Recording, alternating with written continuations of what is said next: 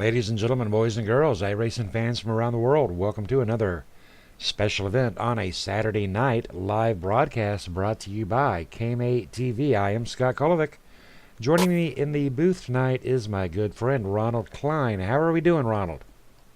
Very well, Scott. Thanks for asking. Hoping all the fans out there tonight are doing well. Gonna hopefully have a great night of racing out here.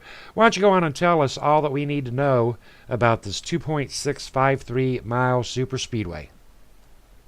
Well, we are at Talladega Superspeedway in the heart of Alabama. It's actually kind of funny. I live about an hour and a half away from this speedway. As Scott said, it is a 2.66 mile speedway.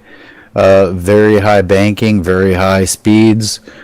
Going to be all about drafting and all about partners tonight. The field does shrink a little bit down during the summer months as the guys are out there, hanging out with the wife. And, when the wife says, hey, Saturday night, can you hang out with me rather than the guys? But I tell you what, Ron, experience has taught us many times over that small fields do not necessarily mean caution-free racing. What do you think? I would have to agree with you 100%. Although on Thursday night we did have a race, and it was kind of a smaller field to begin with, and we ended up being completely caution-free. Although within the race there were quite a few incidents. Awesome. All right, we're going to take a quick look at our qualifying order out there on that front line.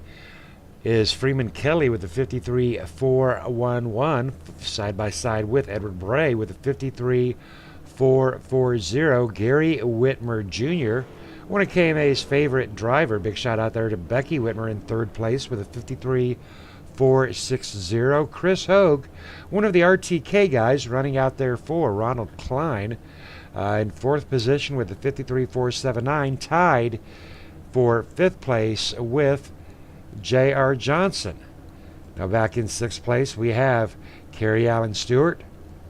Bob Eldred. You found this driver up there on a Wednesday night. Glad to have Bob Eldred joining us. Joel Guy sitting back in eighth position. David Casia. Michael Johnson joining us out here tonight.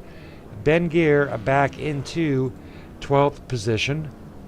And Kevin Scott Nelson back there in position 14. So we're going to be looking at actually, I do believe, about 9 to 10 drivers out here tonight. But as we did mention, that does not necessarily mean that it's going to go caution-free all night. And, Edward Bray, I know he's happier than a tick on a coon dog right now to be up there in that second place position. Gary Whitmer with a very strong starting position. But, it is the Speedway, and anything can happen.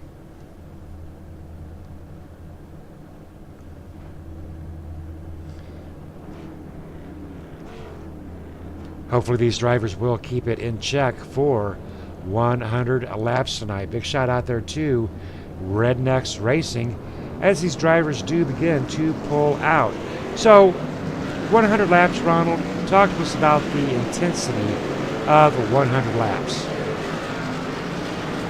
Well, hopefully these guys will get off to a good start, and they won't be white knuckling it. We've kind of talked about this before. You want to see these guys get out there and run laps with each other, and just kind of make it an easy going night, until the end. A lot of drivers have the tendency to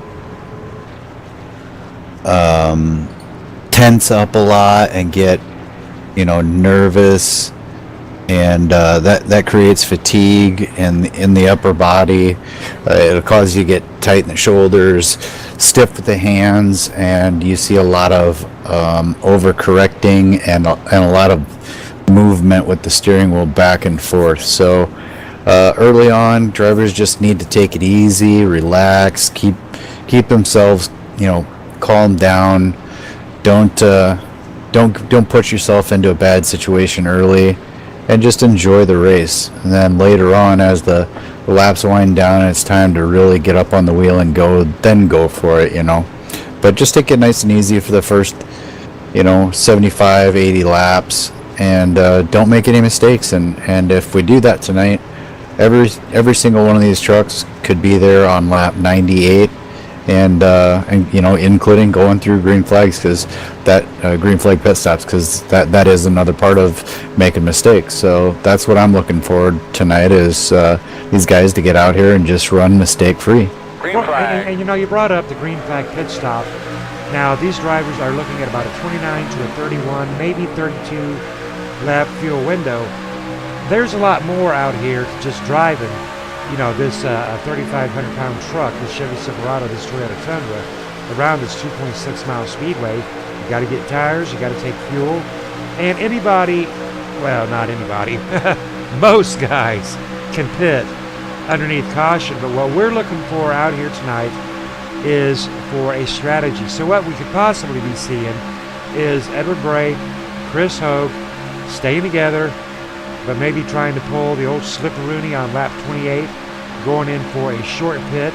That's going to break up this field. We may see Gary Whitmer and J.R. Johnson extending that fuel load out as long as they can to about 31. Now what that's going to do more so, Ron, is that's going to put it Timo o Timo, Mano o Mano, and that is what we're going to look for, because the green flag pit stops, that separates the men from the boys. It generally does. And if, once again, if these guys do this stuff mistake free and they don't get into trouble, meaning they don't speed onto pit road, they don't blow through their pit box, and they don't speed coming off pit road, it really shouldn't matter what lap you pit on, as long as you've got a few trucks that go in together and come out together. Everybody should kind of just mesh right back where they were, before they pitted.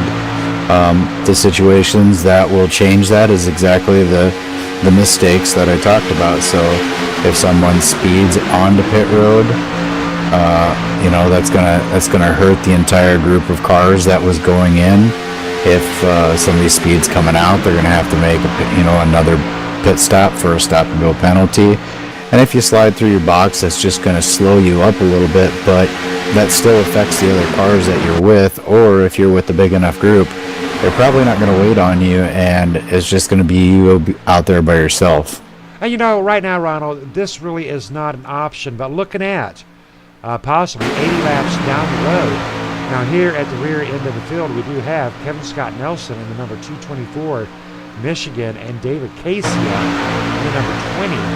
And these guys are, again, that sub-team of KMA. They're running out there for kicking asphalt. We could be looking at a two-truck getaway on those drivers, as well as Gary Whitmer and Chris Hogue right now in third and fourth position. Again, they are running with Whoa, hang on to her, brother. Yep, we're going to have a caution here, Scott. That's definitely going to bring a caution out.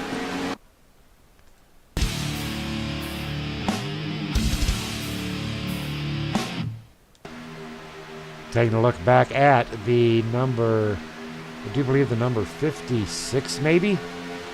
56, getting a little bit of a turn there from the number 91 of Joel Guy. Joel Guy didn't mean to do it. 56 drifted up just a little bit. 38 comes across that track, and 38. Well, the 38 of Bob Eldred got the worst part of that one there. But I tell you what, the good news is they do have one backup vehicle tonight. That'll bring out our first caution very early, and that is exactly what I was talking about. Smaller fields do not necessarily bring or breed smaller cautions out here at Talladega. No, and it was a mistake there. We all make mistakes, and I'm not calling anyone out specifically just to call them out, but it's pretty early in the race. Joel Guy was right there on the back bumper of Kerry Stewart, and probably didn't really need to be that close to him. So it was just it's just a minor mistake, and we all make them. I've done it. It's that, again, not calling anybody out, but it's things like that the drivers just have to be aware of, that there's no need to push quite that hard. Run 98% instead of 99. Exactly. Good advice right there. Looking at Gary Whitmer in the Musselman's applesauce. Gonna get a minute to talk to Gary about that great looking paint job. How about it, Gary Whitmer? Have you got a copy? I got you, Scott. Oh, you're looking very sharp out there. I'm thinking you like some applesauce. Yep. Musselman's. All right, and talk to us about that relationship there with Musselman's and Pad. Pat and Musselman got together to do a nationwide sponsorship to help get the word out at Pad.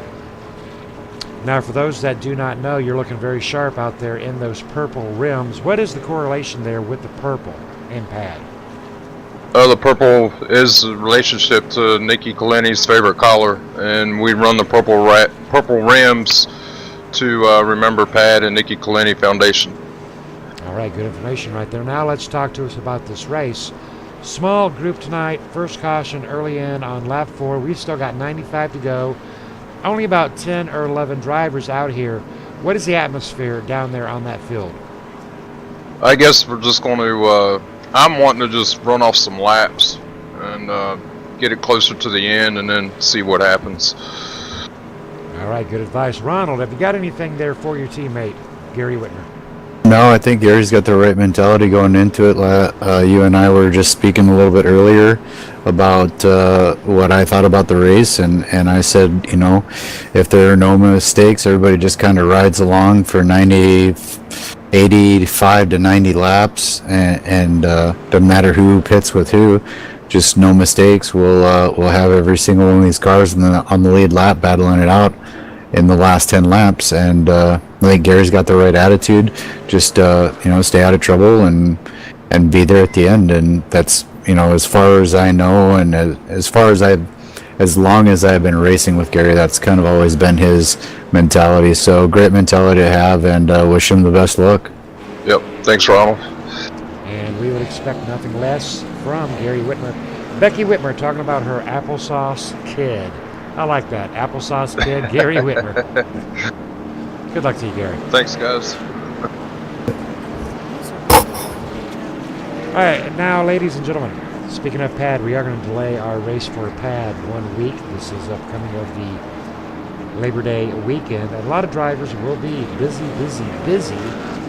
So we are going to delay our race for Pad 1 week onto next Sunday. So keep that in mind. Mark that on your calendar.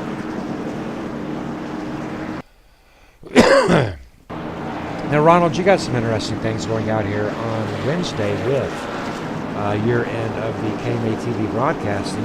How are your Wednesdays working out? Because it's a completely different type of racing that you're putting on Wednesdays. It's been kind of up and down. We were gonna originally do a series where it was just league members only, KMA league members only, but we just didn't have quite the enough participation at that time. And as you had said, we actually got the number 38 out there tonight, Bob Eldred. We saw him come out for the first time a couple weeks ago. I believe we were at what was that? I want to say that was at Thompson Motor Speedway, I think, and he impressed us a lot, so we invited him back on Thursday night. Unfortunately, he wasn't able to make the race that night, and came the following week and impressed the admins enough that he got an invitation into KMA.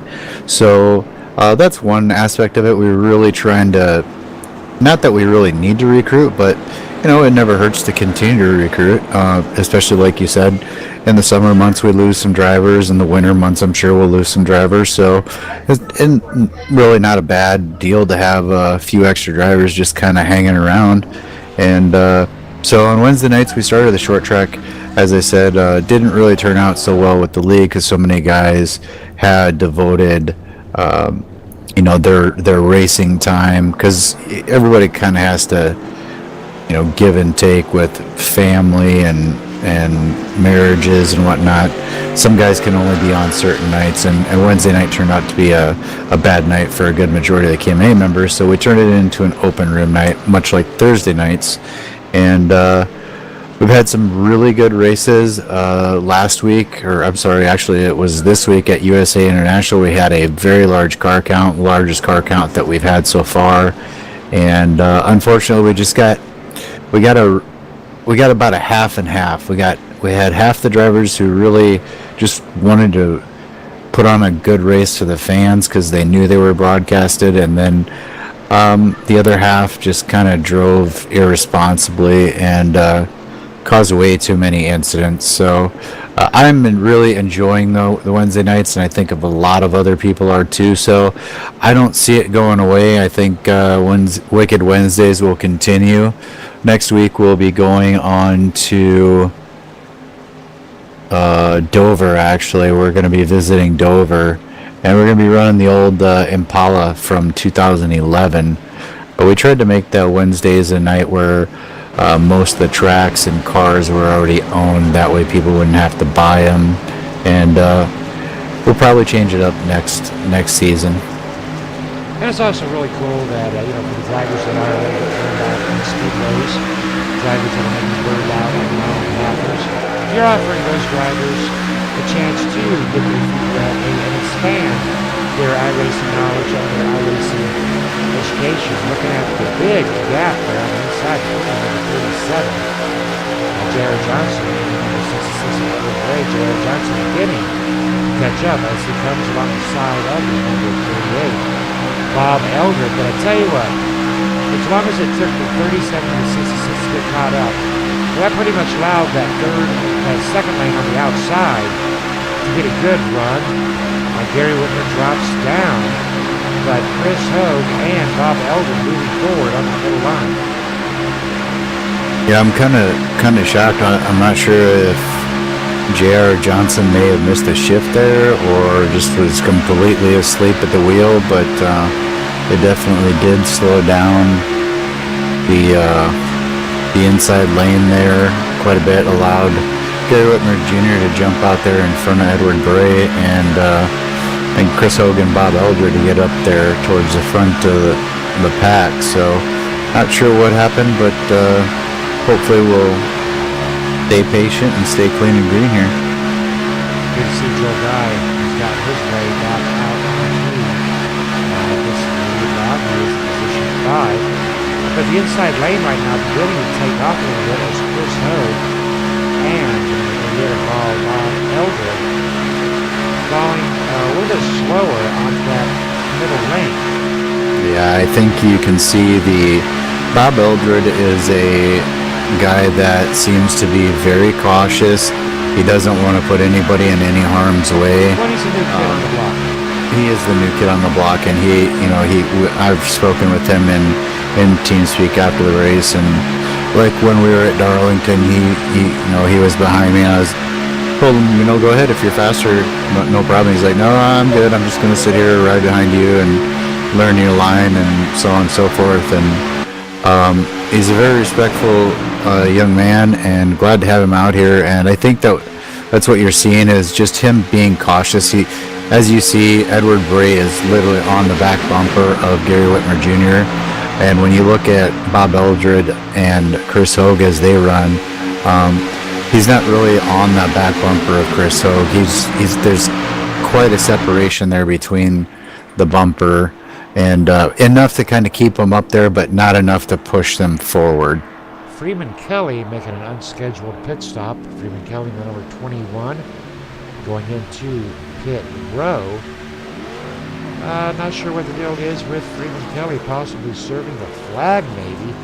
Nonetheless, back up to Gary Whitmer and Edward Bray and Chris Hogue and Bob Eldred.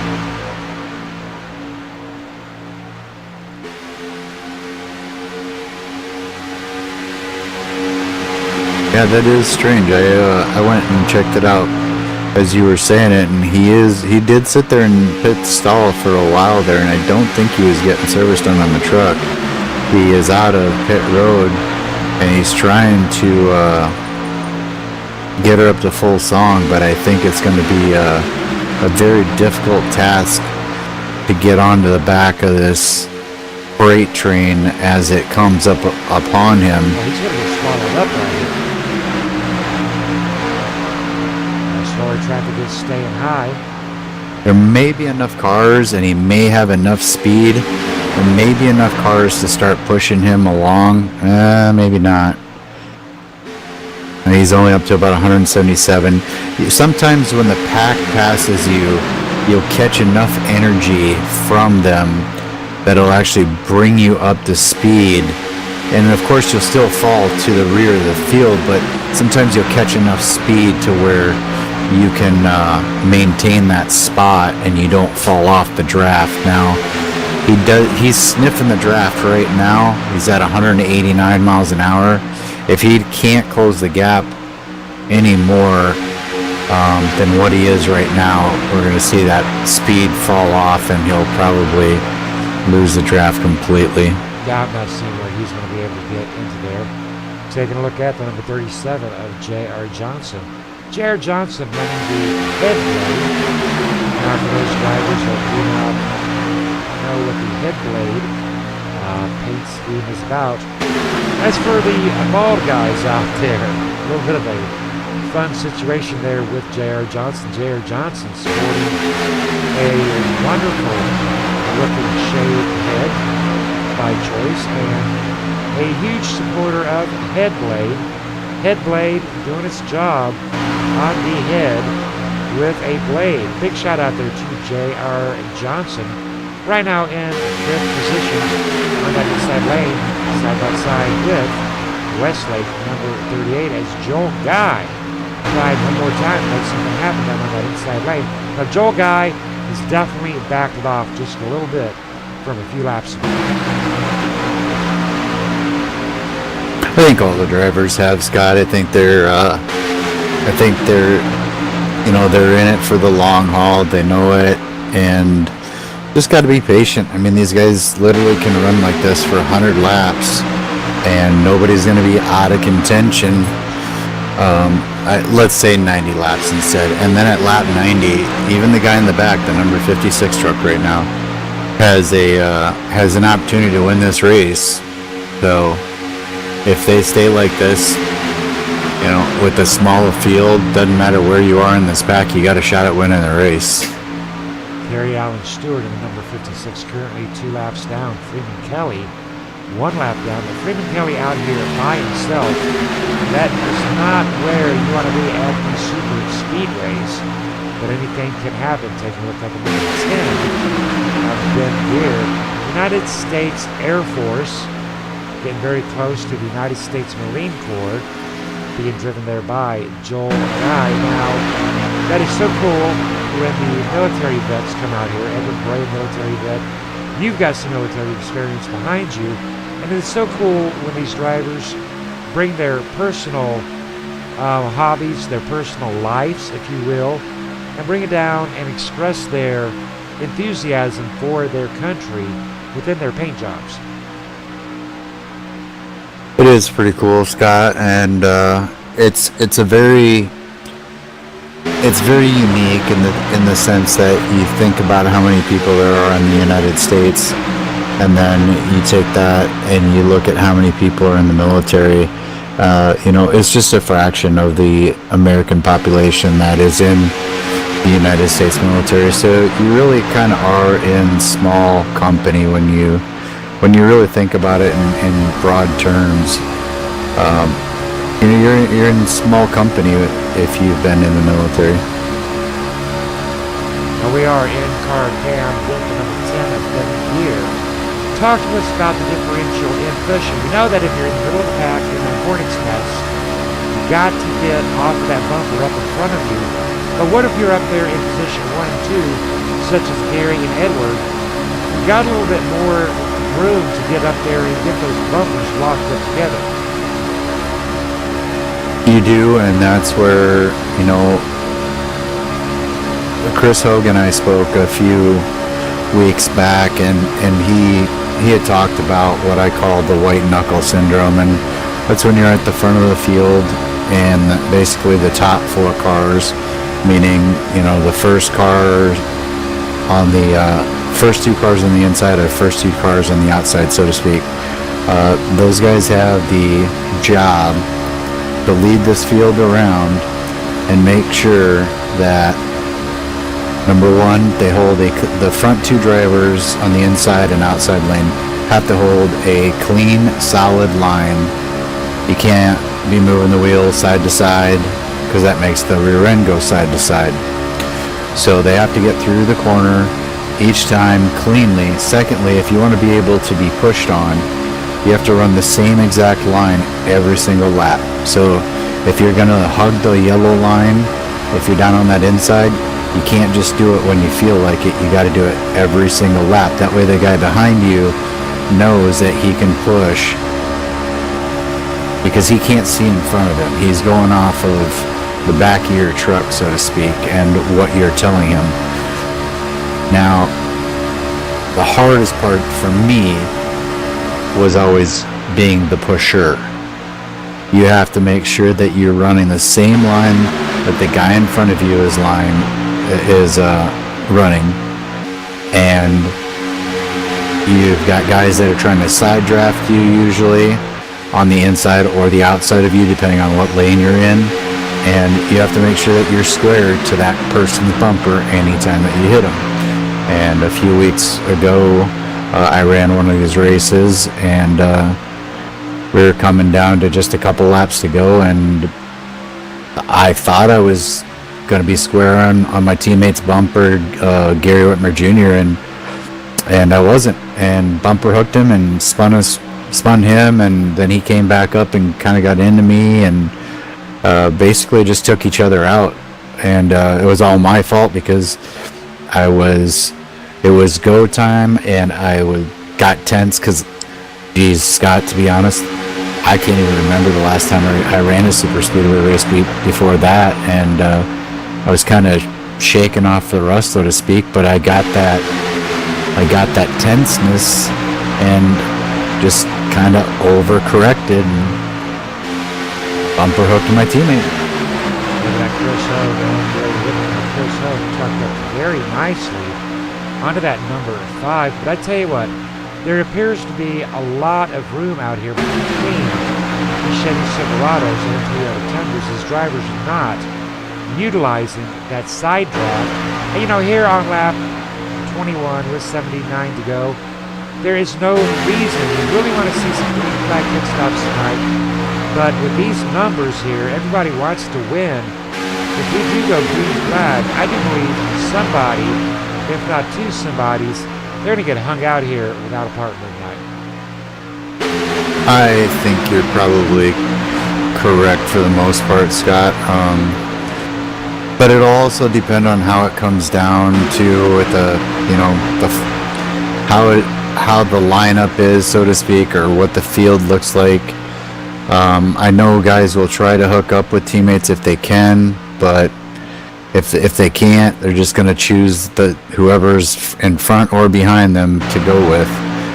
It's not, Travis Browder is probably the only guy that I've seen try to make a really big run at the end of a race at one of these super speedways in a while. And other than that, he may kind of just, if you're kind of in the back, you kind of just, you're going to push and you're going to try to get up there, but you're not going to try some crazy slingshot move. Looking at the front end of the 224 of Kevin Scott Nelson. A little bit of damage up there on the Michigan Exalta, but does not seem to be really having that much of an issue right now early on. But you got to watch that front end damage, because it can cause you overheating problems. Right now the 224 keeping a very nice 6 degrees of separation off of his teammate, number 20 of David Tasia, and they're very comfortable riding around in the rear of the field. And that is one of the nice things when you have a dedicated teammate out here. You can do that, you know, especially if you know that one or either one or both of you are good at pushing, because if you can push, you can hang back, you know, just a second off of the pack and still have the same speed as the main pack, but you're not really away from the danger, only a second away, but you're still getting the benefit of the draft, and you have at least a little bit of time to react to an incident if it happens in front of you. Still a mighty long way to go here at Talladega Superspeedway on this beautiful Saturday night. One more reminder, ladies and gentlemen, a week from tomorrow night, our monthly race for a pad. People get distracted with driving there the rain in the week.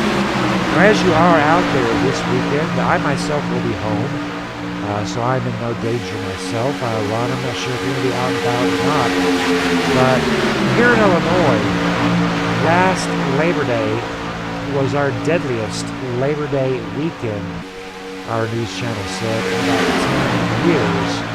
So this weekend we really want to endorse, we really want to preach, if you will, about how we have to take responsibility for our own actions. We have to make sure our teenage drivers are educated and well-versed. But we need to make sure that ourselves as parents and examples, you know, last week I had that phone beside me, and I heard it go ding, ding, you know, there it goes, it started to ding, and my hand instinctively went for that, and as soon as I felt it in my hand, it's like, nope, bad hand. I wanted to smack my hand, but I had to take my hands off the wheel. So Ron, you know where I'm going with this. Talk to us about what we have to do this weekend to stay alive. Well, it's really just about any kind of distraction. It's not just your cell phone, it's anything. There's so many distractions out there nowadays. When you're driving, you just need to be focused on driving. Don't worry about the text messages, don't worry about the phone, don't worry about the kids, worry about what's in front of you. And if you need to do something with your kids, if you need to do something with the radio station, if you need to do something with your phone, pull over. It takes 2 minutes to pull over, change your radio station, or, you know, if you don't have a quick preset or whatever. I mean, this isn't the 1970s where you turn the dial and whatnot anymore, but if you need to make a text or phone call, just pull off to the side of the road and take care of it. You know, and it's funny that you mentioned radio distraction. True story, when I was in North Carolina, my junior year, I was following my girlfriend to our local hangout spot. Roads were bad. She had her yellow Pontiac Sunflower up in front of me, following her. I had my little white T1000 behind her. Wet roads. Song came on the radio. I didn't like the song. So, what do? I got to change the channel. I look up. I saw brake lights. I spun that car to the left and promptly drove my car right into her rear end and screwed up perfectly good car because I had to be distracted and look at that radio. Now there's a trick, folks, to that radio. When I used to drive a semi cross country, they taught us a trick. You know, it's okay to change stations. Use your ears, not your eyes. You don't need to know if it's 100.5. You don't need to know if it's 96.7. Use your ears. Flip those channels. You don't even have to look at the dial. Your ears will tell you whether or not you want to stay on that channel. Don't worry about the numbers and the call letters. So that there is just a simple little trick for the radio flippers. Just use your fingers. Your fingers know where the dial is. Your ears will tell you whether or not you want to stop surfing the radio. And you got to stay focused right there. A little bit of trick right there. Really what it comes down to is just everybody needs to come home safely. You and anybody else that's out there on the road, because if you're distracted and You take your eye off the road for just a second, you can travel in excess of 100 yards just in 1 second. So you could drift across the lane and anything. It could be a pedestrian, it could be a bicyclist, it could be just a kid walking down the side of the road. It could be anything. So everybody just needs to focus while they're driving. This is at all times. This just doesn't pertain to texting and everything else. I mean, you just need to focus and... Oh, green flag pit stops. Green flag pit stops. Bob Eldred into green flag pit stops with Chris Hogue. Chris Hogue spinning it. Hang on to her, Chris Hogue. But we got green flag pit stops between Chris Hogue and Bob Eldred. Bob Eldred in clean, but Chris Hogue with a little bit of a squiggle right there. See, now that again, we got to talk about mistakes. That's a mistake. And Chris is going to have, and Bob made a mistake as well. He stopped in his pit stop without actually getting into the pit stall itself. Then he finally he's gotten going. Chris got going. So they both are going to be leaving together, but they both made minor mistakes. They're going to lose just a little bit of time on the track. Good thing they are together. That will allow them to push, continue to push forward. Gary, Yep, we got more coming in. Gary Whitmer, Edward Bray heading off into pit row, along with J.R. Johnson. Now, Edward and Gary are side by side. J.R. Johnson's lagging back just a little bit. It'll be interesting to see if Edward and Gary wait for that third driver. How important is that third driver with the draft pack? It's really not that important. Like right now, Bob Eldred and Chris Hogue, they're okay. They are up to about 181 miles an hour. The pack will probably not be actually passing them for another half a lap or so.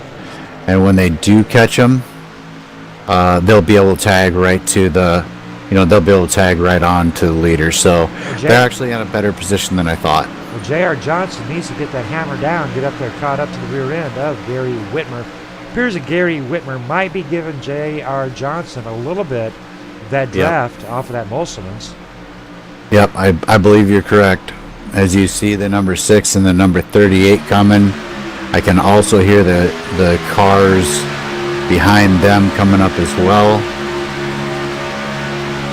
So that will put David Casey and Kevin Scott Nelson, then here, Joel Guy, next in line for their round of green flag pit stops. Now the leaders are not catching this pack of cars like I thought that they would. I'm kind of shocked here. But Chris Hogue and Edward Bray is at 188 miles an hour. Chris Hogue and Bob Eldred are also at 188 miles an hour. Then we drop back, and the lead pack is only at 190 miles per hour. So I would have thought that there would have been a little more disparity between the lap times and the miles per hour that we're seeing out of these three different groups. Always so cool to see green flag pit stops, keeping those cameras locked up on David Casey and Kevin Scott Nelson, because I do expect Dave and Kevin, Ben and Joel Guy to be heading into pit row within the next 4 to 5 laps.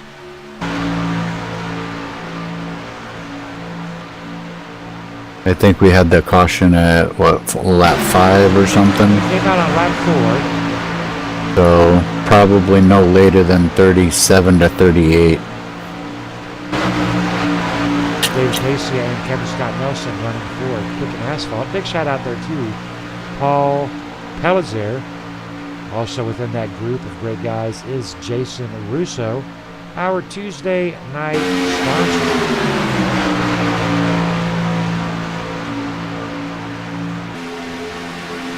Now we've got an exciting week of racing coming up next week within our Monday, Tuesday, and our Friday. I do believe we are heading down to Richmond. Yes, we are. I'm gonna have to get out there and do some practice tomorrow. I have not spent any time at Richmond in my iRacing career yet. Well, how are you holding up in the points race? I believe I'm fifth on Monday nights, second on Tuesday nights, and sixth on Friday nights. So I'm holding top 10 points across all three series. I'm really trying to get into the top 5 in all three series. Richmond is a track that I'll probably excel at, I think. I just need to get some practice in there. Ben Gear, Joel Guy, Ben Gear, Joel Guy. And Kerry Stewart as well. That'll leave David Casey and Kevin Scott Nelson out there by themselves for at least one lap. Green flag pit stops for the number 91 and the number 10. Now, normally we do stress to these drivers, stay to the right there onto pit road. But when you got just, 2 or 3 drivers in, it's not really so much breaking the rule as much as it is. There's just 2 or 3 of you. So that's one of them things that we do kind of allow the drivers to monitor themselves. But when you have 10 to 12 drivers going in there into pit row, well, that can be very dangerous. Yes, it really can. Ben Gear out there on the front line, Joel Guy trying desperately to catch up, but there is 6 degrees of separation between Ben Gear and Joel Guy as Edward Bray and Gary Whitmer come screaming by, still waiting for David Casia and Kevin Scott Nelson to bring in their green flag pit stop. We had talked about draining it. Talk to us about some of the mathematics. But right now, Kevin Scott, they're looking to get everybody dropped. They have not yet gone into pit road. I think that these guys might be looking at trying to make it on one more stop. I don't know about that. We ran these trucks. We're looking at 32, 34 laps at best. I'm not sure if they can do that. They are coming in right now, Scott. They're getting them load up. Kevin Scott Nelson locks them up. So they'll be crossing the line at lap 40, Scott. That only makes it a one-stop race for them to go 30 and 30. All right, so if that's 40, 50, 60, 70, well, anything past 60, well, one stop. I tell you what, they may have timed it right. Now, explain to our fans, as the rotation does happen, how is this strategy going to come into play with Dave Casey and Kevin Scott? Well, due to what they've done when they pitted and topped off and then stayed out, what they have essentially done here is made it to where they're going to have to stop one more time for pitting to pit. Everyone else is going to have to pit twice. So David Casey and Kevin Scott Nelson in a very good spot right now. And a very good would be an understatement, Scott. They have actually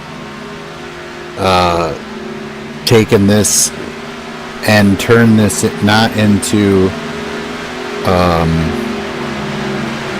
they've turned this into a fuel strategy race, which we've not really seen much of. But here comes Edward Bray, Gary Whitmer, and J.R. Johnson.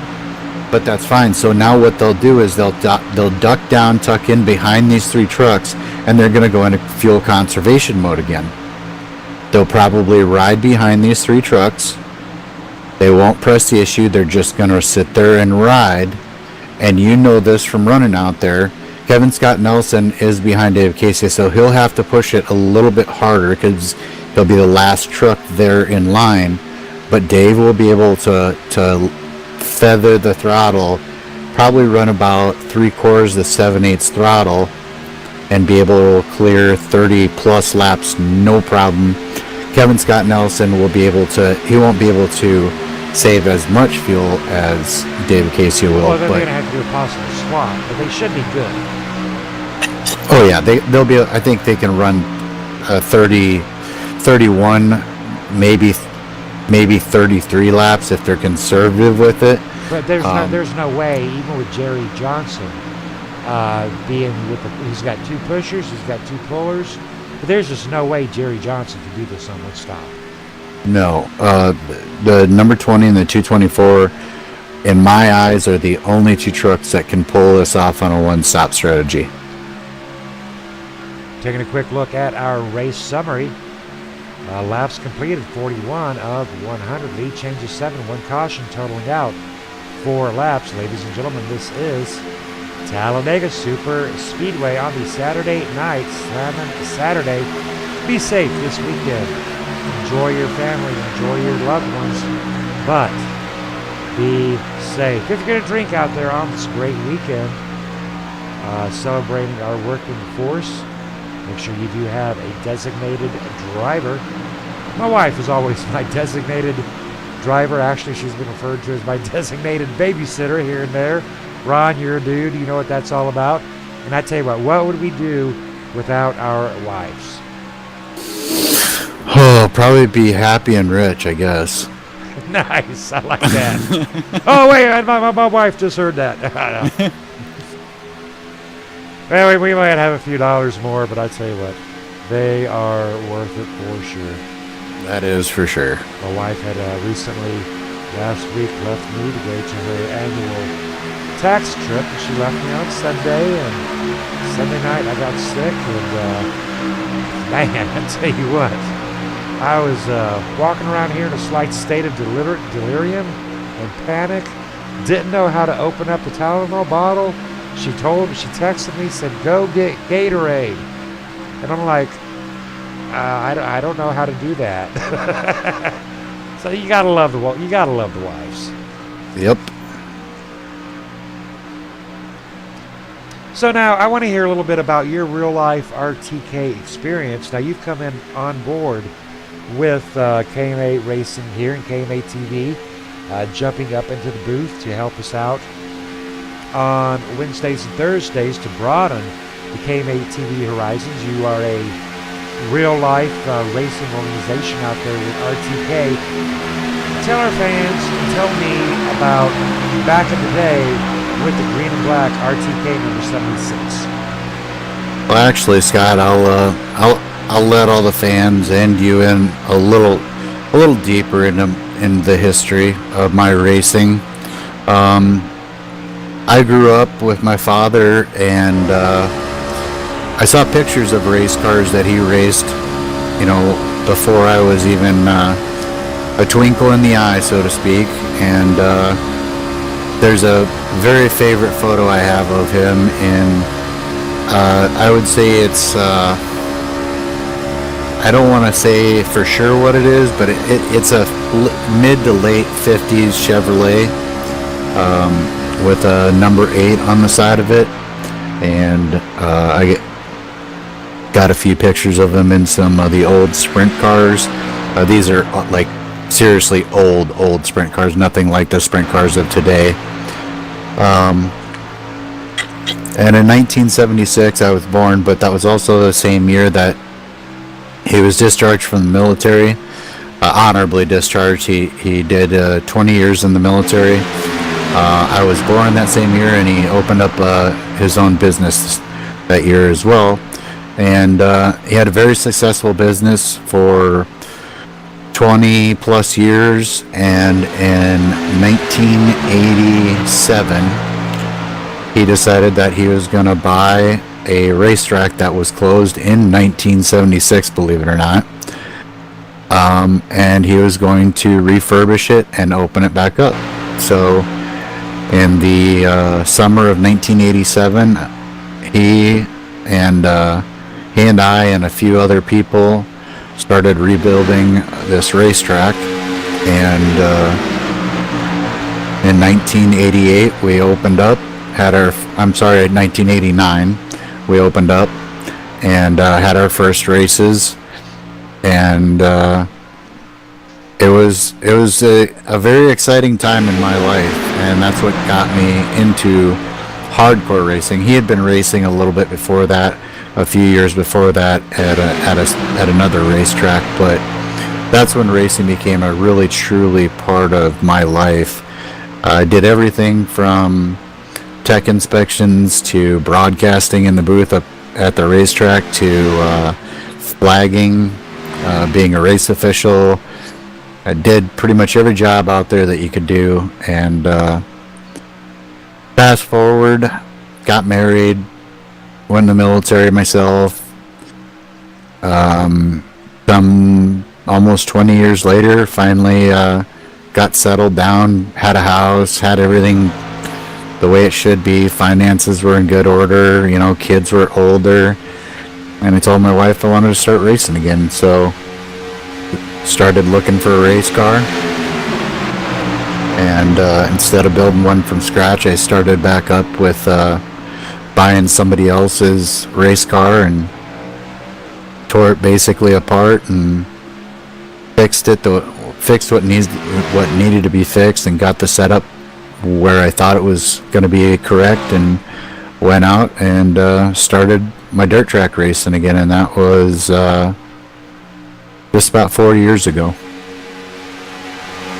Now, with you wearing so many sets of shoes and so many sets of hats out there in the racing world, you had mentioned race officiating. What do you think is the hardest hat you ever had to wear? Because for me myself, now I've never been out there in a real race car. I probably will never have that honor. In fact, I've only played 3 simulators. This here being by far the best one and the third. But the hat that I really hate wearing out here within the iRacing community is the officiating hat. What about you? What was the hardest hat you ever had to wear out here within iRacing and within your real life experiences? In iRacing, it is difficult to be an admin. I've filled in and helped out a little bit, but never really had to truly be a true admin. You know, sometimes the admins have asked my opinion, you've asked my opinion, and I'll give that. And it's hard because you know the guy that you're talking about or that you're discussing. You don't want to be that guy. Yeah, but you have a job to do, and it's no different in real life, Scott. So as a race official in real life, my main experience, like I said, I mean, you have in real life we had corner flaggers, what we call corner flaggers, and then you have the main flaggers, and then you have people in the booth that can see, and we all wore radios, and you try to communicate with each other about what's going on the racetrack, because sometimes it's just really aggressive driving, and in real life, you know, especially on dirt track, cars don't go just spinning out of control and fly up and hit the racetrack. And in real life in dirt track, you know, guys can be beating and banging on each other for quite a few laps and doing nothing more than just beating in sheet metal and tearing sheet metal off the car and popping tires and that kind of stuff. And at our racetrack, my father wanted it to be one of the cleanest racetracks around, and we didn't tolerate that kind of stuff. So I believe I was 16 years old the first time he put me on the flag stand, and basically you are the race director, the race official, the race, you know, you are the person in charge of everything that goes on the racetrack. Now once it's off the racetrack, that's a completely different story, but when the cars enter the track, as the head flagman or the lead flagman, you are in charge of everything that goes on. And the hardest thing to do is make a call. Doesn't matter what the call is, it's the hardest job there is. When you see somebody do something wrong and they know that they did wrong, but you'll point, you know, as I was growing up, you would warn them first. You would show the black flag. You would bring it out and actually open it up, show the black flag to them, and then roll it back up real quick or sleeve it in your hand and then point it down at them as they're passing by. That way, they saw a black flag pointed at them. They knew that they were just warned. That means we saw what you did, don't do it again. And it also means that if you do it again, you're probably going to see it unraveled and actually waving. And there were multiple times when I had to unroll the flag wave it at somebody, and point at the car so they knew that it was them. And there was actually even one incident where we had to stop the race. I had to throw the caution flag, then I had to throw the red flag because the guy refused. We had to call the tow truck and the push truck. The push truck went out there and bumped him in the back and was literally going to push him towards the end of the racetrack. And the guy just held the brakes and turned into a huge fiasco. And that part of it is nothing. I mean, that's all just you're pointing, you're telling the person. You have no direct communication with them back in those days. Now here within iRacing, we do have the luxury. We have this great thing called Remove, and we can just remove those drivers off that track. But out there in the real world, you do not have that. Well, option. they do have better technology now, though. They have what's called a receiver, and all it is a receiver. It has no capability of transmitting because they don't want drivers being able to talk to spotters and whatnot in the dirt track racing scene that I was in. So, but it was mandatory that you had a receiver, and they would actually check you before each race. And what they do is, if there's an incident, they call your name, your number, and they will tell you if there was an infraction, whatever. They will call your number and they'll tell you to go to the back or go to the pits or whatever. And if you do not, there's only been a couple times where I've seen or heard. One of them was at my father's speedway, and another one was in California where they told the driver to leave the track. We had to physically remove the car. We actually had to hook it up with a tow truck.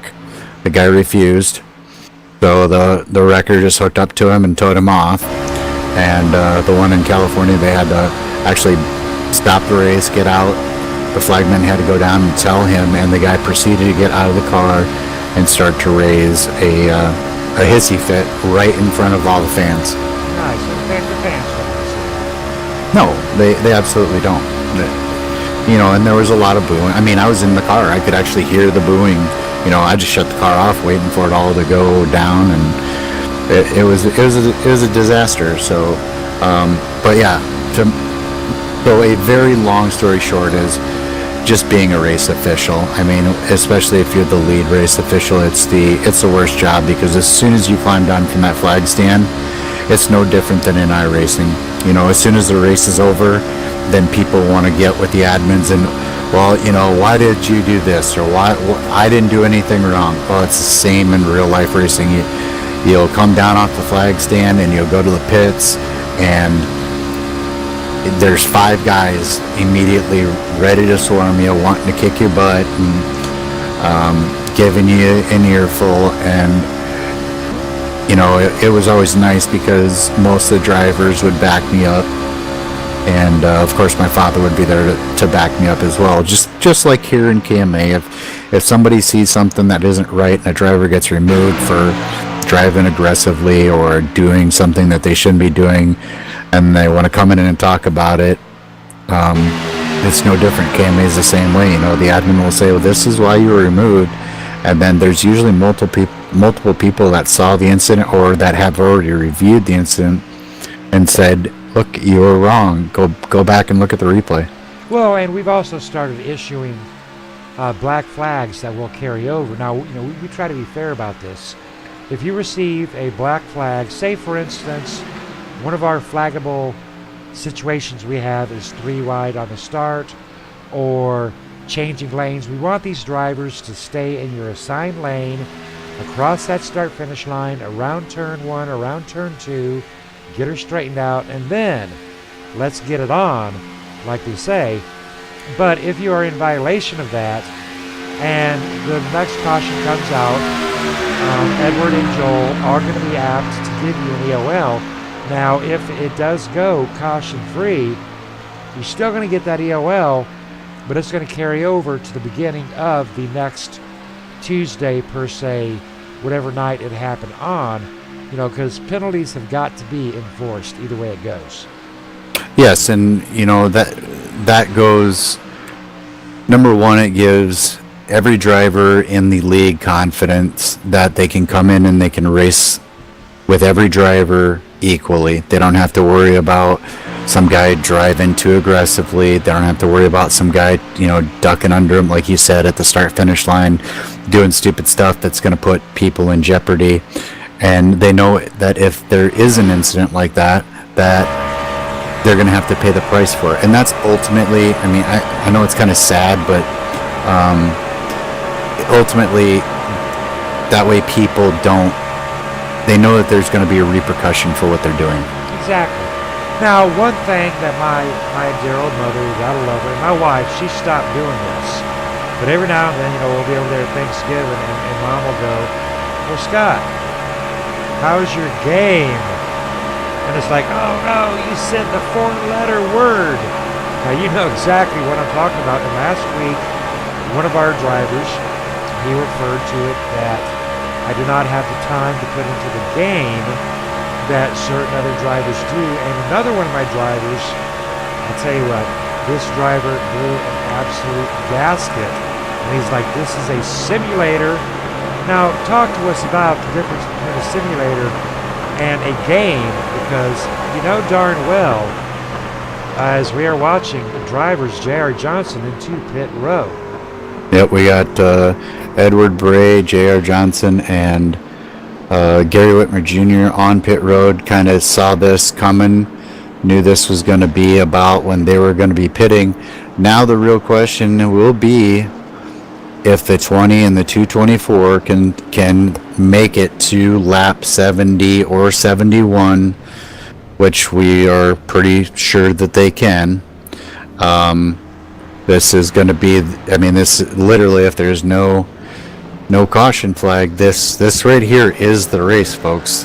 Make no mistake about it. There's no way for anybody to catch these guys, because if they finish running these next 8 laps, they are on lap 62 coming to 63.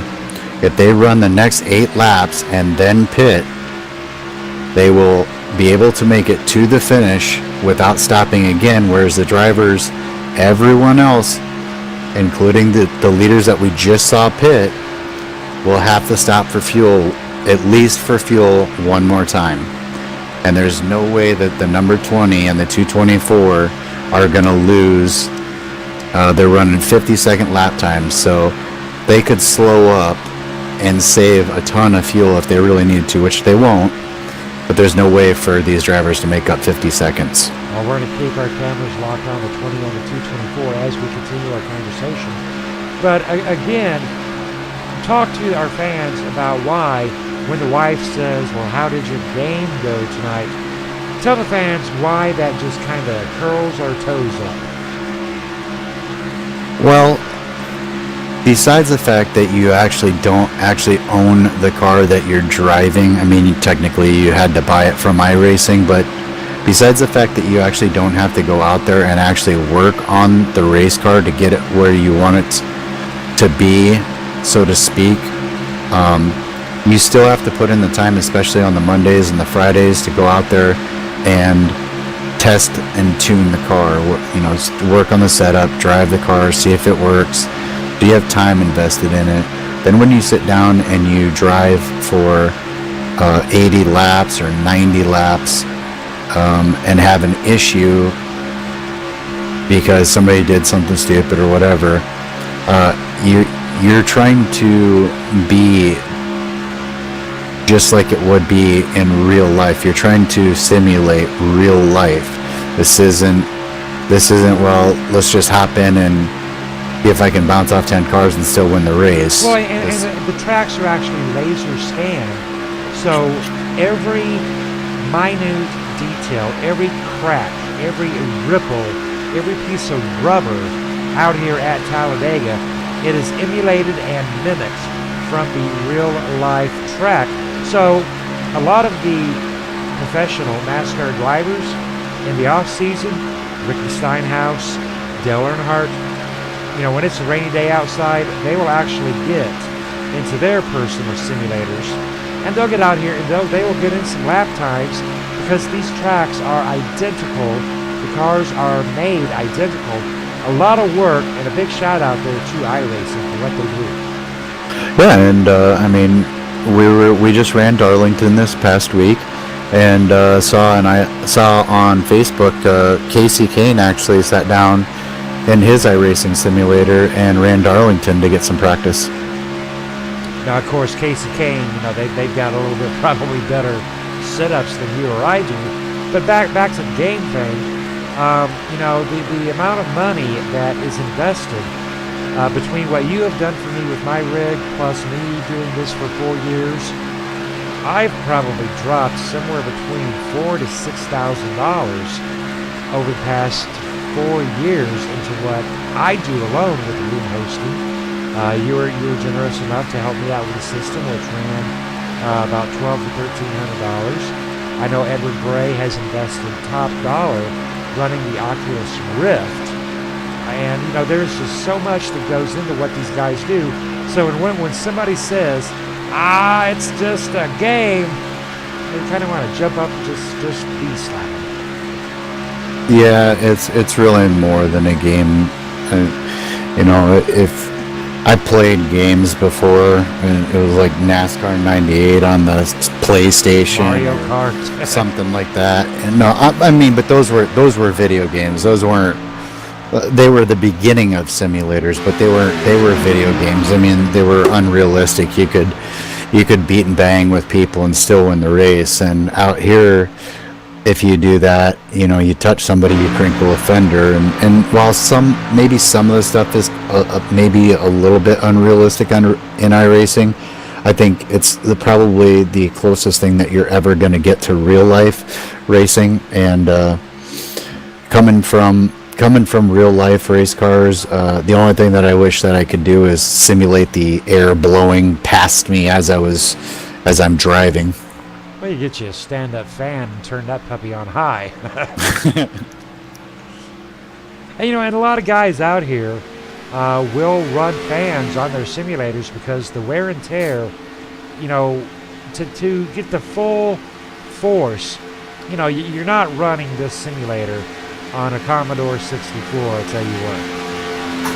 No, and I just upgraded my video card, and my video card cost me more than the whole computer did when I first bought this computer. I bought this computer used, but it still was a very quality computer, but I just put in a top of the line 1080 Ti.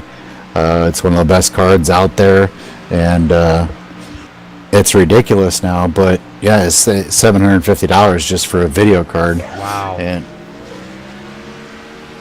that is a lot of money to throw into a game, I tell you what.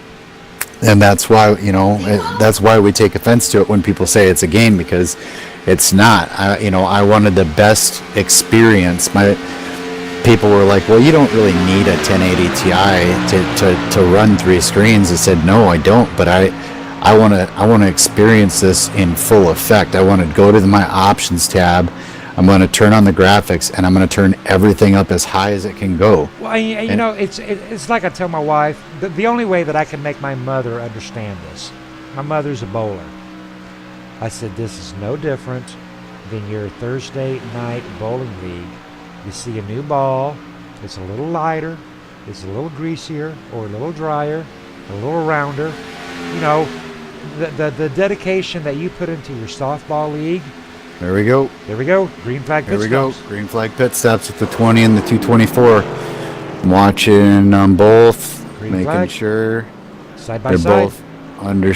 Yep, they both got it down under the speed required. I don't see any reason as of right now. But will both- the 224 get that front end damage fixed though this time around? He may. I actually have my camera on him. I'm not sure if he's going to take it or not. He may save it, just because it's him and the 20 alone. At this point, I would get it fixed. He does not get it fixed. He did not. And out and away they go. I'm watching the speeds. He looks like Kevin Scott Nelson should be okay. I did see him break 60 miles per hour, but it was only for a split second, so they should be okay. And that'll put Everett Bray, Gary Whitmer, J.R. Johnson ripping past them. But ladies and gentlemen, This is going to be the game changer right here. David Casey and Kevin Scott Nelson, they are good to go on fuel. Edward Bray, Gary Whitmer, J.R. Johnson, they're going to have to make another pit stop. So right now, if I were to hazard a guess for a win, we're looking at a pretty solid kicking asphalt number 22-24 win tonight. Yeah, I mean they don't even need to push it. They just need to stay with each other and keep the speeds, relatively close to 190 miles an hour. That way they're not losing seconds per lap. If Edward and Gary and JR were to pit right now, would that put them back into this game? If they pitted right now? Nope. They'd be 40 plus seconds behind. If you look right now, Bob Eldred, Ben Gear, and Joel Guy, I'm not sure if Joel went with them or not, but Bob Eldred and Ben Gear pitted. They are 46 seconds behind the leaders. David Casey and Kevin Scott Nelson, they are 7 seconds behind the leaders. So there's a 39 second disparity between those two different groups of cars. So Joel Guy is 2 laps down, running by himself though. Not a good place to be for the number 91. No, but I wasn't sure if they pitted with them or not. But okay, so Bob Eldred and Ben Gear are running with each other. They are 44 seconds back from the leaders. They are going to probably,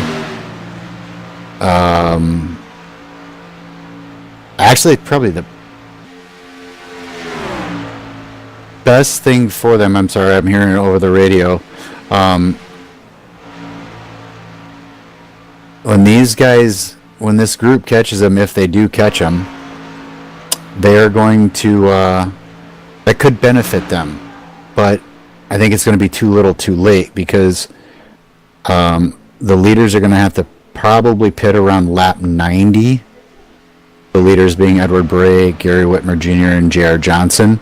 So in the next 20 laps, they will probably catch the truck of Bob Eldred and the truck of Ben Gear, and that could speed up their lap times, but it will not be enough to make up what they're going to lose in the pits.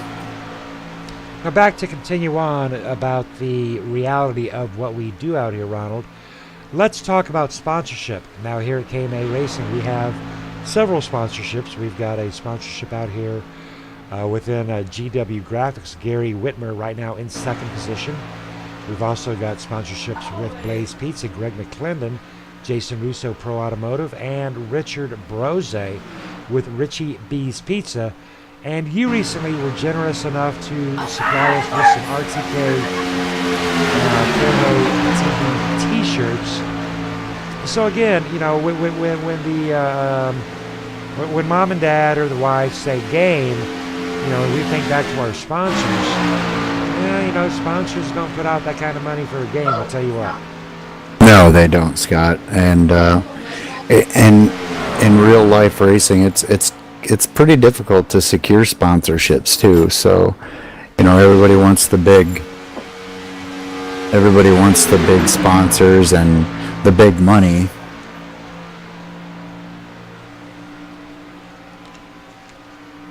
And I tell you what, as far as myself here, I don't much like being in the limelight myself at all. And unfortunately, I am in that limelight a lot more than I want. I have a heavy responsibility making sure that our sponsors are satisfied, making sure that my co-broadcaster, you, are satisfied with what you're doing.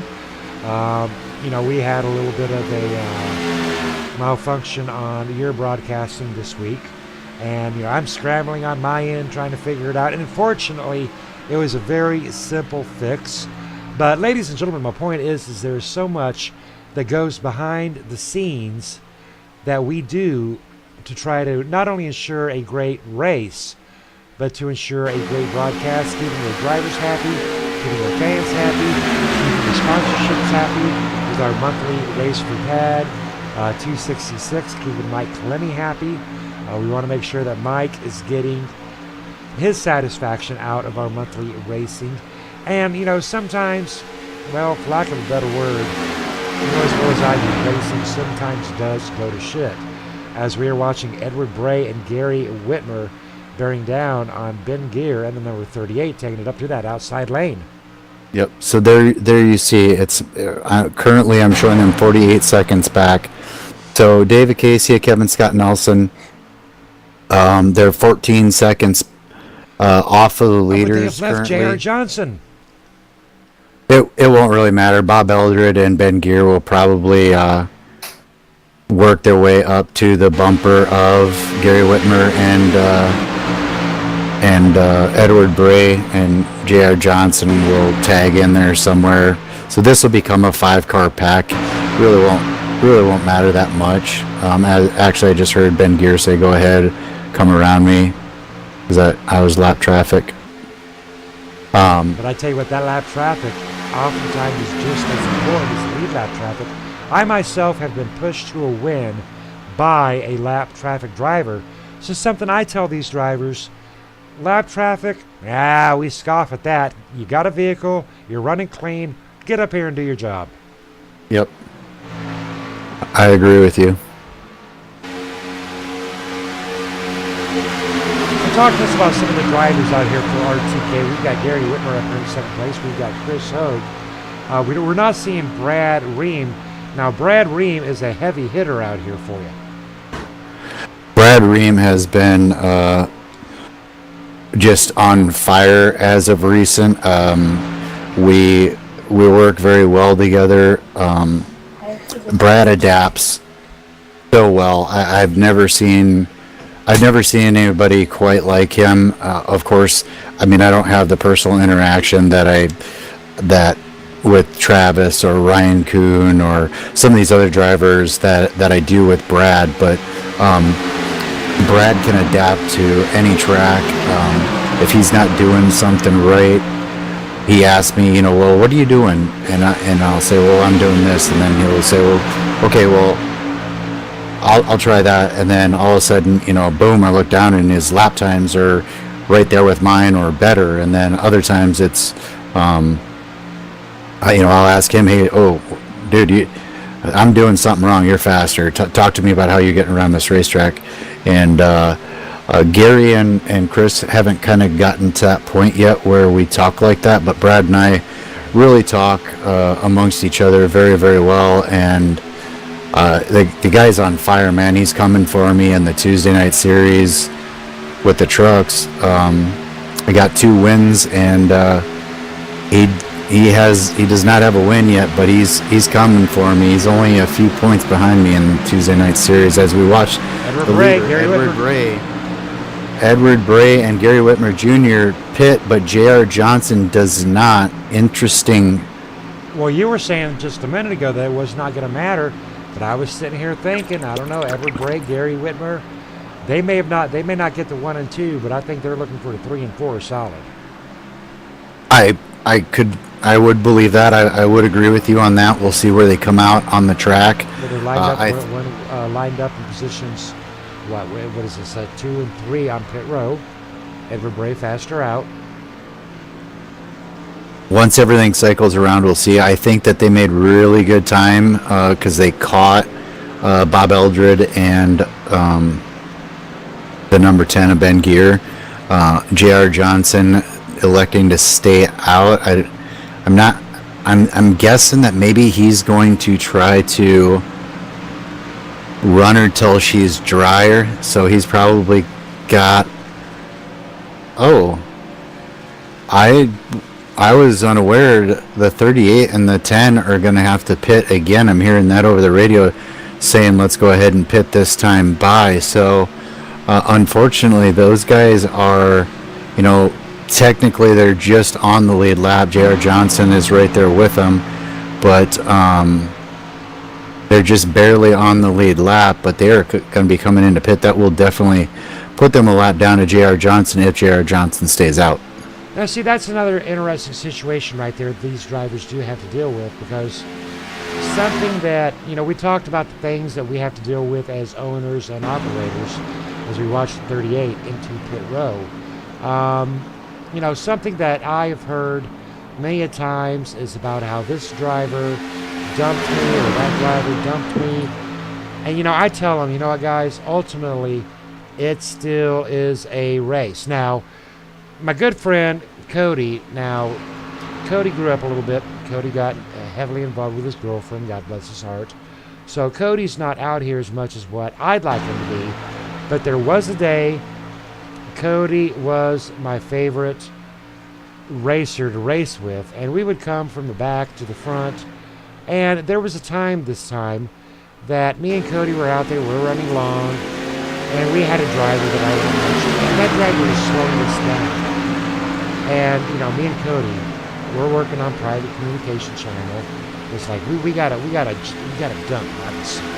Bobby seems slowing us down. So talk to us about the emotional impact oftentimes in the closing 17 laps, because you know what, Ronald, you got to do what's best for you, because I don't know about you, but I want to win this darn race. In a situation like we've got tonight, I mean, we've rarely ever been in a situation like this. And let's just, before I comment on that, let's just put this out there. J.R. Johnson is out there running by himself, probably hoping for a caution flag. Not going to happen. I agree with you. Very unlikely that's going to happen. David Casey and Kevin Scott Nelson running together. They are 19 seconds off of him. Been running together all night. Right. But then another 19 seconds back, almost 20 seconds back, you have Edward Bray and Gary Whitmer Jr. I've checked the lap times. It's about 2/10. Gary Whitmer Jr. and Edward Bray are running about 2/10 of a second faster. Let's just say that we had 20 laps remaining. 10 laps, 2/10 per lap, that's 2 seconds. 20 laps, that's 4 seconds. So unless David Casey or Kevin Scott Nelson, even if even if they were to be out there running by themselves, I don't even think then, maybe then, but probably not, that they could run these guys down in time. So when Junior Johnson pits, that's going to put David Casey and Kevin Scott Nelson up front, ahead by roughly 19 seconds back, or 19 seconds separating them from Gary Whitmer and Edward Bray. And J.R. Johnson is actually giving up, not really a lot, I guess, but he's going to give up a chance for third or fourth. If he had stayed with Gary Whitmer or Edward Bray, he might have had a shot, but unless he's out there running with someone, I haven't actually went out there and looked. Oh, he is running with someone, and he's got Ben Gear with him right now. Ben Gear and Joel Guy, I believe. Right now, we are looking at J.R. Johnson, David Casey, and Kevin Scott 20 seconds back. Gary Whitmer and Bray 38 seconds back. And Ben Gear 2 laps. Joel Guy 3 laps back. So Jerry Johnson right now, though, let's look at our laps led. Jerry Johnson has led a very solid 7. David Casey has led 18. Gary Whitmer Jr. has led 15. Edward Bray, the top dog on laps led, leading just under half tonight's race at 45. And getting back to what you were saying, there's when there's a pack of cars and it's go time, you betcha, I'm with you, Scott. I want to rock it to the front. I want to get in the fast lane, the lane that's going to move. A bunch of guys, or at least a few guys that know how to get together. The first 2 guys are going to be hooked up bumper to bumper. The next guy is going to be just an inch off the guy in front of his bumper, and the next guy, and so on and so forth. Then that lane's going to have so much energy and it's going to move. But in a race like tonight, I mean, these guys, David Casey and Kevin Scott Nelson, literally, they're just laughing. They're laughing at the rest of the field right now. They can literally just kick back and Sunday drive this thing. Yeah, they can just Sunday drive this thing like it's no big deal, and they have. I mean, they've dropped their last lap was a 51.121. They're not pushing it. And Gary Whitmer Jr. and Edward Bray just turned to 50. So they Those guys just gave up a second that last lap, but they don't care. That they're still 16 seconds ahead of them with coming to 11 laps to go. So they could kick back, relax, and give up a second a lap, and Edward Bray and Gary Whitmer Jr. would get there right at the end. Now, we've talked about some of the equipment out here, such as the $700 video cards. Talk to us about the second most important part of the equipment, and that's your wheel. Now, we as simulated iRacers, you know, we are limited on our types of wheels as compared to what Dale Earnhardt, Casey Kane, they have basically, disposable funds out there.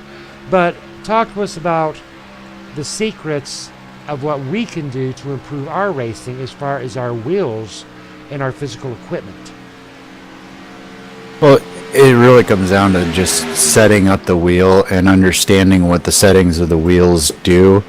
And I couldn't have said that a couple months ago, but I've learned quite a bit more about it, and I understand a little more. And setting up your wheel properly and having it in the proper position, and by in the proper position, I mean where it's mounted in front of you, has a big effect on how you drive and how it affects you throughout the race. Well, and the monitors. Now, I myself, not only for broadcasting purposes, because when we are broadcasting, I could actually use about 2 more monitors with all the windows we have to run. But I'm set up on 3. I know you're set up on 3. But when I'm behind that wheel, those 3 monitors really come into play. So we're looking at our front monitor is our windshield. Our left and right is our perspective, left and right perspective. Now, Paul Pellizier, he runs 5 monitors. Is there an advantage to running 5/3? I don't really think so, because I think he's running like 527, so that gives him a total span of J.R. Johnson in pit row. 100 and some inches. I've got 32, so I've got 96 inches, but I have 179 degrees of field of view. Nice. The way that I have my simulators set up, so I actually can see out both sides of my car without having to turn, use the buttons to turn the head to the right or to the left. So I don't really think it really gives that much of an advantage. And then on top of that, with just having 3 larger monitors, the bezels, I don't have much missing. I only have to deal with 2 bezels, and that doesn't take anything away from my field of view, so to speak. As J.R. Johnson does make his green flag pit stop, and Gary Whitmer and Edward Bray bearing down on J.R. Johnson. That will drop J.R. Johnson down into 5th position. But I tell you what, I want to take nothing away from J.R. Johnson. He has ran a brilliant race out here tonight. But assuming we do go green flag racing from here on out, David Casia is out there with pit stop racing on a 14-second lead out on Gary Whitmer and Edward Bray. What do you think the deciding factor has been tonight? Well, they played the pit strategy perfectly, and the race fell their way. I mean, I take nothing away from their strategy, but had the strategy not played out the way that, or had the race not played out the way that they wanted it to, then we'd see a completely different result here. Well, we have gone 89 green flag laps here. And that's it. Those guys, I don't know when they topped off, but they must have topped off at with like 1 to go. All right, I tell you what, before we do wrap this up for tonight, I do want to take a couple of minutes here and pay tribute to a couple of our sponsors. We've got bills to pay, so I'm going to flash up some sponsorships here, and we'll be right back with you in about 90 seconds, folks.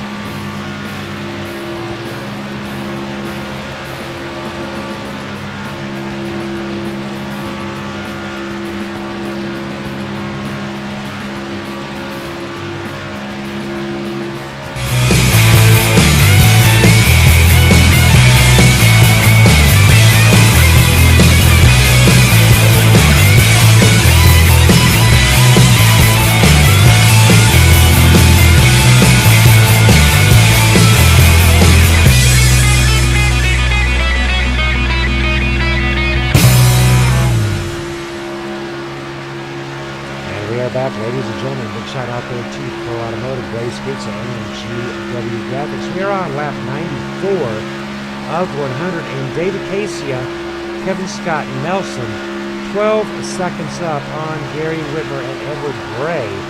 We just did see that gap drop to 11.9, but it's down to 11.8. Heading for 11.7, but I tell you what, Gary and Ed, they're not going to be able to do it tonight within 5 laps to go. But to take nothing away from Gary or Ed, brilliant racing out here tonight. Yeah, Gary and Ed are pushing for everything that they've got. If Kevin Scott Nelson and David Casia knew that it was going to be close, I mean, if you, I don't know if your cameras are pointed on them right now, but Dave Acacia and Kevin Scott Nelson have literally been running with feet apart from their bumpers. They're literally just out there making laps. They're not pushing. They're not running hard whatsoever. But the question is now, is it going to be Dave or is it going to be Kevin? And that's the luxury of it. They actually have such a lead that They can play. I'm showing lap 7 on lap 97. I'm not sure if you're on the same page here. But I'm showing that they're coming to lap 98, so there'll be 2 laps to go. They've got an 11-second lead as of right now. They could technically go side by side and try to do a photo finish if they wanted to. Oh, they're going to have fun with it, no doubt. They're going to have fun. I hope so, but regardless, like I said, unfortunately, at lap 40 when I saw him come in, knowing that if there was not a caution flag, this was it. This is what it was going to come down to. And there was no way. I mean, I'll give Gary Whitmer and Edward Bray as much credit as I can for running down as many seconds as they have. But these guys that are Kevin Scott Nelson and David Casey, they knew they didn't have to run hard, so they're just out there running. And you know, the mathematics has come into full play tonight. We're on at 97 of 100. Gary Whitmer, Edward Bray has closed that gap down to 10.5. But again, like you said, you know, David Casia, Kevin Scott Nelson, no hurry, no worry, no need to scurry. Here with 3 to go. Now, I do know that Kevin Scott Nelson and David Casia both in the last 6 months have gotten a win. But I tell you what, Ronald getting a win at a super speedway, it's a hard thing to do, I tell you what. Yeah, it kind of is. I got my win on the super speedway, and I guess it was just kind of to prove that I could do it. And I did it on a night where there was enough cars. I felt good about it, and that was kind of the end of it for me. You know, once I won, I was like, you know, I won, prove the point that I can do it. I don't really feel the need to continue to come out here, and I take nothing away from the super speedways. It's just I don't like the Russian roulette game. And that's it. You know, I've gotten plenty of wins out here. I was just saying, you know, me and Cody have been out here. We've picked plenty of laps out here.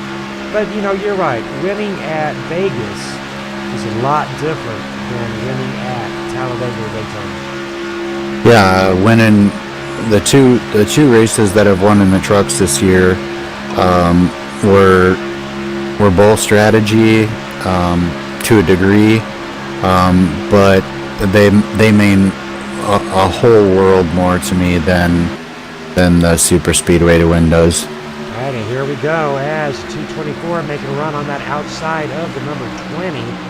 We knew it was coming. Outside lane or inside lane here, Ronald? Inside lane by a hair. Inside lane by a hair. Not sure. I'm gonna have to back it up because that was very close. I think I'm gonna have to. All right, you let me know, but we for sure have Gary Whitmer in a very solid 3rd position. Now I'm showing David Casia for that win. Do you concur? Give me 1 second. I'm literally going to bring my camera around, and I'm going to go in slow motion coming across the finish line. Well, while you're doing that, I'm going to talk to Gary Whitmer. Oh, wow. How about it, Gary Whitmer? Have you got a copy? I got you, Scott. Very solid 3rd place tonight. Talk to me. Yeah, had some really good green stops on the pits and try to keep it up front, but just not enough time. Well, I tell you what, you did a great job out there in that most of these episodes. Big shout out to Becky Whitmer. I know Mom Whitmer is extremely proud of you, but I think you got beat out on a pit strategy. Talk to me about what was on the mind of you and Edward Bray. Yeah, I'm not sure. He was in front of me and he asked me what to do with the pit strategy, and I just let him handle whatever was best to do. No tires on that last pit stop. Alrighty, I do want to talk to you real quick about a event and an organization very near and dear to your heart. Now, this weekend is Labor Day weekend. We're talking Death City out there on the interstates. Now, we are going to postpone our monthly Race for Pad 1 week onto next weekend when our drivers are home. But talk to us about, tell us how you can keep us alive with a little bit of education out here this weekend on this crazily hectic Labor Day weekend. Yeah, just go to padd.org. It's PAD, People Against Distracted Driving. Mike Kaleni's working real hard putting the word out there on the dangers of distracted driving. It's really the DUI of cell phones. It's real, I don't know, it's hard. Now, I understand you did meet Mike Kaleni recently in a walk with Pad. Talk to us about that. Yeah, the walk with Pad, it was the 5th year anniversary, April 15th, at the Worcester Township Park in New Jersey. Me and the wife made the trip, went to the walk with Pad, made the walk, met Mike Kaleni and a few others. And the wife wants to make it an annual thing, so I think we're good to go for next year. Nice. All right, any final thoughts? What's on your mind right now? Happy with the 3rd place. I'm always happy to run up front, taking my time.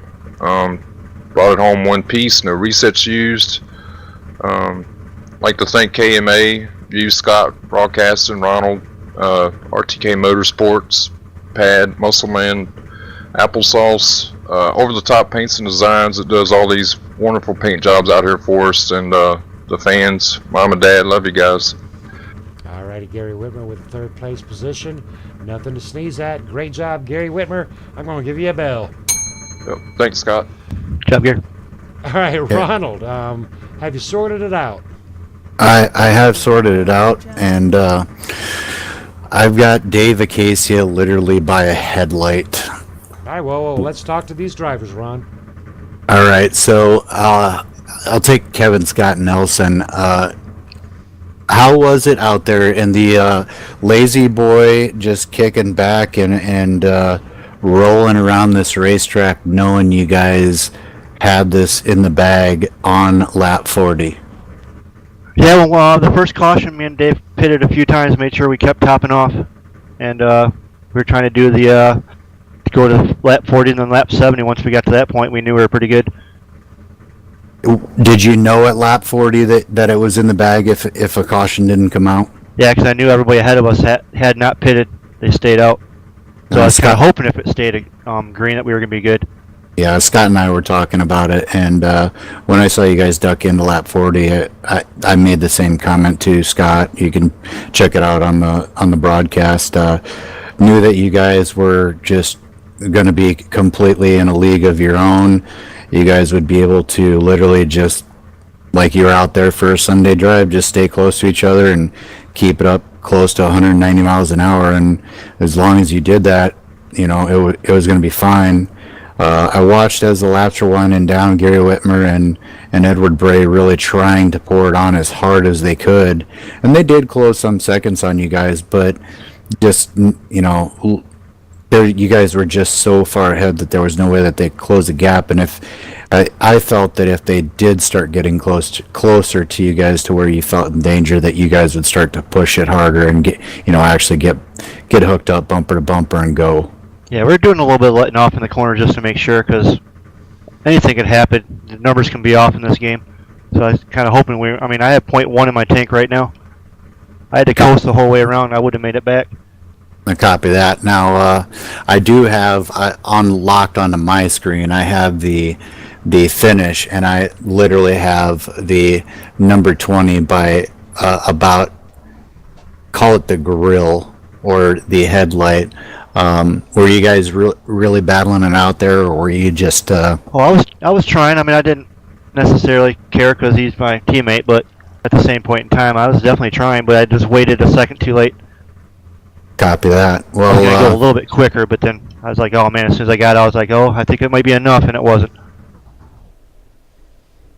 well, it was very, very close. If you care to check it out yourself and do the slow motion, I mean, it literally was that close. I wish that iRacing actually gave the final results and showed the time, because I mean, it would be in the very low thousandths of a second. I probably. hear it's no difference. It's like, yeah, 0.00000 difference in the standings.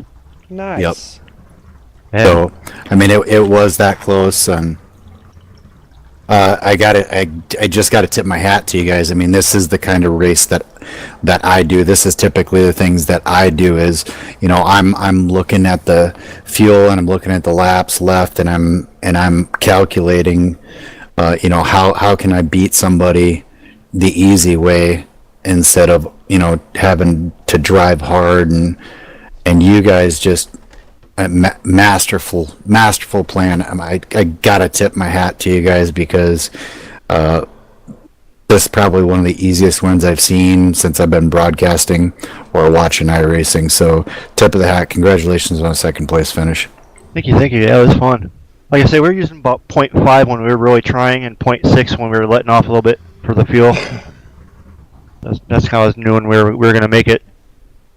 We'll copy that.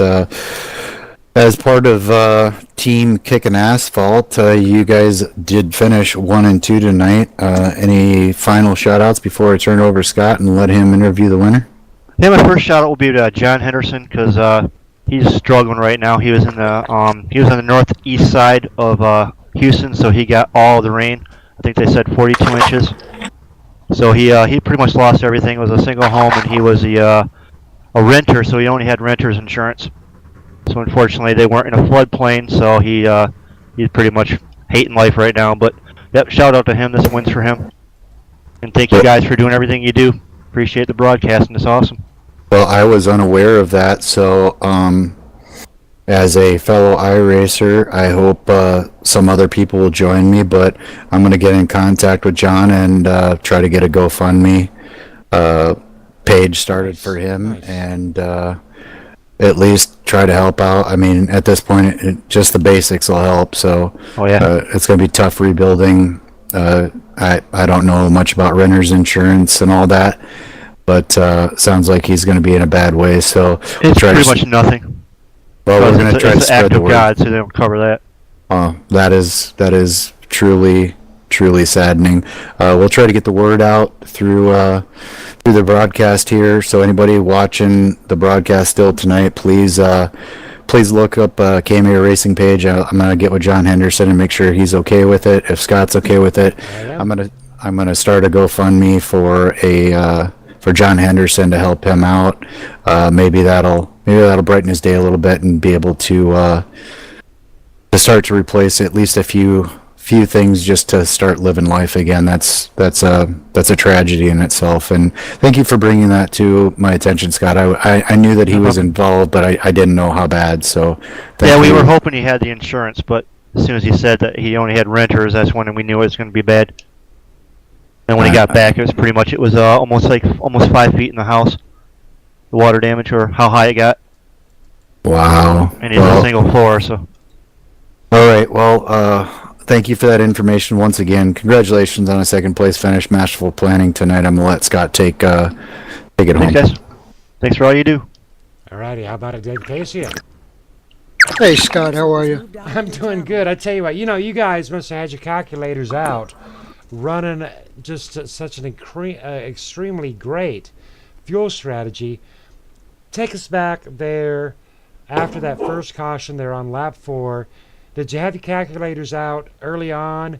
Were you already doing the math? Because, they're on lap 7. Edward Bray, Gary Whitmer, they had the same opportunity. What was the deciding point where you knew you had it wrapped up if we went green?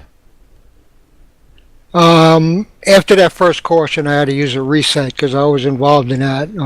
It happened in front of me, but I smashed up my nose, so I did the reset. And I told them I was going to pit every time around. I was going to pit and top off. And as it went green, as soon as we got to lap 40, I knew we were good, and we probably spoke every lap after that. I mean, I'm talking every lap we were talking. So good communication. Oh yeah, we're teammates. We work together, kicking asphalt. It's a great group of guys, and we're always talking. We're always communicating. And I got no fuel in my tank right now. I got absolutely zero, and I had to coast all the way around. So you got we no were watching. you got no burnouts for us. No, I'm sorry. Maybe next time, but no burnouts. I mean, it's a 0.0. All right, real quick, talk to us about the flexible for Walt number 20. It's an Matt Kenseth paint scheme. He runs it this year a lot at DeWalt. Love his paint schemes. Run them all the time. You'll see me out there running them every race. All righty, my dad did a great job tonight. Very impressed, and I tell you what, I am more so impressed by the level of teamwork and communication. Because I tell you, we're here at TNA Racing tonight. David Casey and your teammate, Kevin Scott Nelson, running for your team, kicking asphalt, sub-team at TNA Racing. You guys set the bar and set that bar pretty high. Any final thoughts, Dave? Oh, we're thinking about John down in Houston. Hope he's doing okay. Health is more important than anything. Things can get replaced, but hopefully him and his family are healthy. Thank you guys for putting on a great race. And sorry I can't do a burnout. I am completely on zero. You earned it to be on zero. Good job, David Casey. Congratulations. Thank you. All righty, Ronald Klein, walk us on out of here. It was kind of a spread out race, but as a fan, it may not have been the most exciting race, but as a driver, I'm appalled. This is what I do, Scott. You know this. I mean, this is how I race. If I can't beat somebody on speed, I will try to outthink them and outdo them by using pit strategy. And these guys just did it with ease tonight. I mean, this is probably, I can't imagine that you would disagree that this was probably one of the easiest wins you've ever seen. It was a great race, though, and it did come down to strategy. And I told you early on that pit stops will separate the men from the boys, and certainly they did tonight. Yes, they did, and great racing. Big shout out there to all the drivers that came out tonight. I want to say thank you for coming out, and of course to all the fans out there on the KMA TV chat. Thank you for tuning in and watching. What a great race, and can't wait to get to Richmond next week and see what happens there. All righty, copy that. Great job on the broadcast, and great job on the announcing. All right, folks, I'm Scott Cullivan. He is Ronald Klein. This is KMA TV. We are out of here. Be safe this Labor Day weekend. I want to see y'all out there Monday at Richmond. God bless you. Be safe. And we'll see you on Monday, Ronald. Thanks, Scott. User was moved out of your channel.